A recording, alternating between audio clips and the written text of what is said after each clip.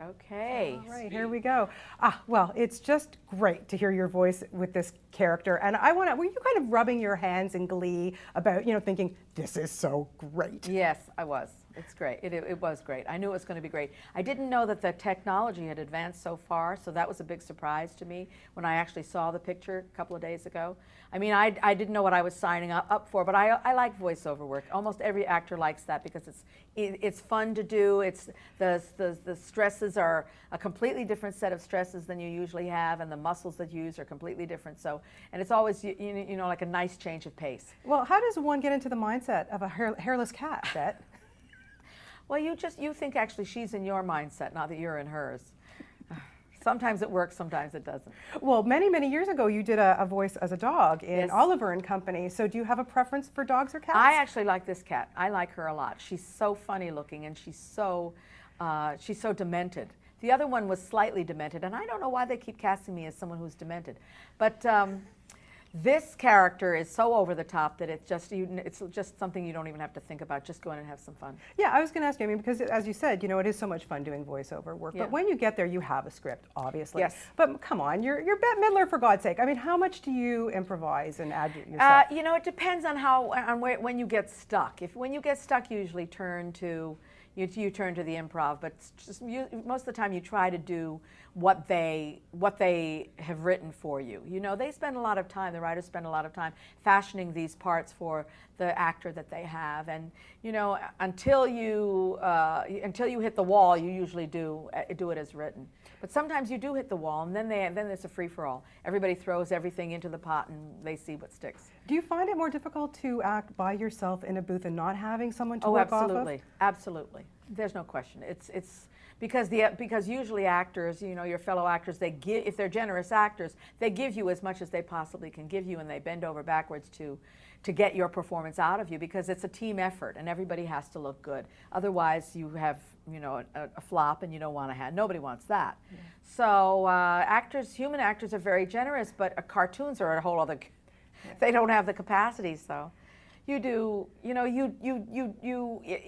fudge. You do fudge. There's a lot of fudging going on, but only when you hit the wall. Well, you fudge really well. Thank you you. Always have. So Thank you. There's no question there. Okay, now I want to know, as a singer, I mean, yes, you're in tons of films and things, but when you're using your voice in this capacity, how different is it from when you're using your voice when you perform as a song and singing? Well, sonically it's different, because in live performance, you are always off. I wear one earpiece. I don't wear two because I have to hear the audience. But I do use the wedges on the ground, and it's quite loud. And in this kind of work, you can't be that loud because the needle goes into the red, and the sound man flips out. So you have to make your effects without overloading the tape, mm-hmm. And that's not easy. I mean, I'm not trained to do that, so that's always a learning experience for me, because I get carried away with enthusiasm, and then it's like, just calm down. So what was it like for you to actually see this character for the first time and hear your voice coming out of her? Well, I was of two minds. I was thinking, oh, I should have done it a little bit different. I should have done that line a little bit different. And actors always do that. They always say, oh, why did he pick that take?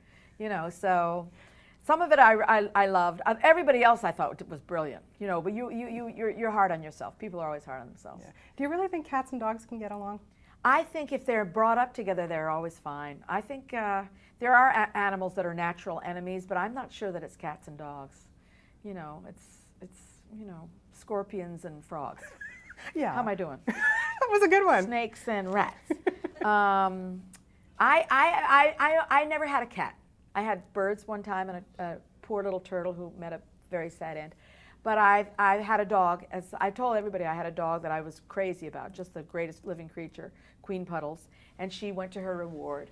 And I haven't had another dog because I haven't had the heart to get another dog. Yeah. But I totally understand pet people. Yeah. I completely understand them. It's hard, especially if you lose one. Because you put there's a lot of projecting going on. People they project onto these basically blank canvases. They're the way they themselves imagine that the animal is feeling, and you can get quite caught up in that. Yeah, you came off just recently a successful run in Las Vegas. I just want to know where your energy comes from, my dear. Well, it's genetic. I have to say most of it's genetic, but you can get pumped up. There's lots of ways to pump. Yoga is very good. Standing on your head is great.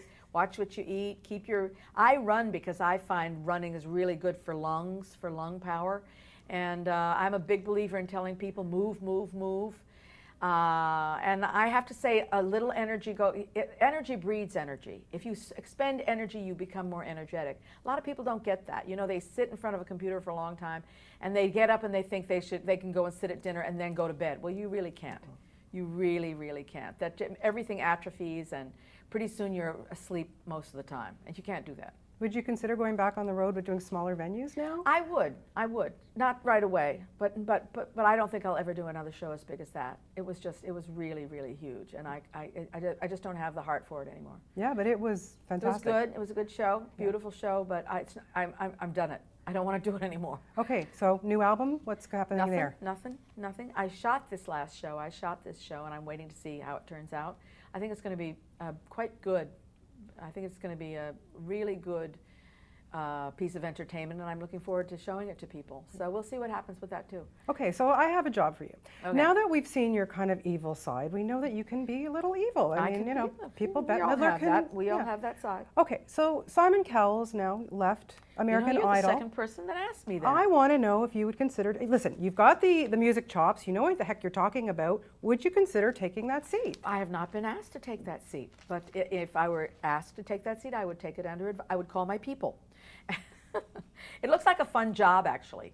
It's probably a little bit of a grind because you do have to do the auditions and you have to sit through a lot of people who are delusional.